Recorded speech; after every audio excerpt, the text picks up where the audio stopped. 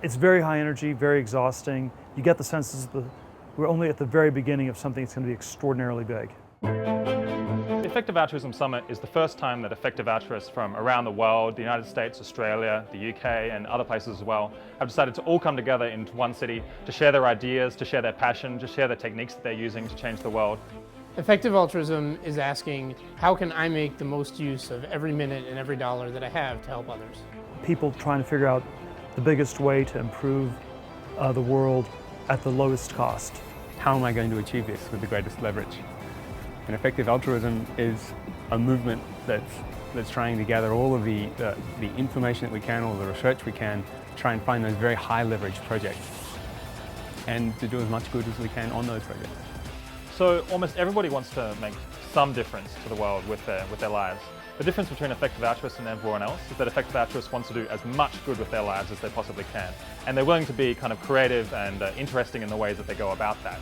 So they tend to think a lot about all of the different approaches that they could potentially use for having a positive impact in the world, and then choose very strategically between those to identify the few ones or the one way that they think that they can do the greatest good possible.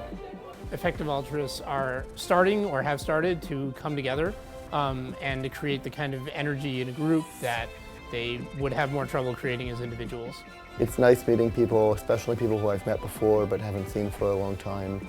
It's great to see how different people have progressed in their different endeavors. But there is that feeling of coming home or of like returning to a place where people talk about the same things. It's really refreshing that people aren't coming in, you know, like stubborn and thick-headed with like, this is the thing, this is the way it's got to be. It's like, hey, let's work together and figure this out. It's amazing. There's just so many people out there who have this latent desire to do something really significant and important with their lives, and as soon as they encounter the effective altruist movement, they realize this is the group that I want to be with. These are people who are rational, they're people who are thoughtful, they're great to be around, they're fun, and they're doing the best things that they can find. I've been inspired by the level of excitement I've seen. Just people who are gathered in a room, you know, applauding loudly, and just showing a lot of energy and enthusiasm for the idea of effective altruism. I think this is an idea outside of places like this. A lot of people kind of see it as something weird, as something that's kind of like Dr. Spock, as something they're not comfortable with. And so to see a large number of people in one place expressing enthusiasm and excitement for it is great. Really, this movement is really growing.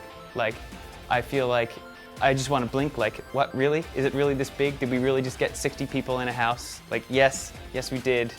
Well, over the last year, the movement has had an extraordinary rate of growth. I'd say there's maybe in Oxford 300% more people working to make the world a better place now than there was a year ago in the effective altruist movement. This is an inspiring group of people, but it's been enormously friendly. It's been a large number of people who are just really open to honestly discussing ideas. They're here because they want to be effective rather than because they're wedded to the particular cause that they've worked on so far. And I think that atmosphere of openness it's heartwarming and it's inspiring, and it's been an enormous amount of fun.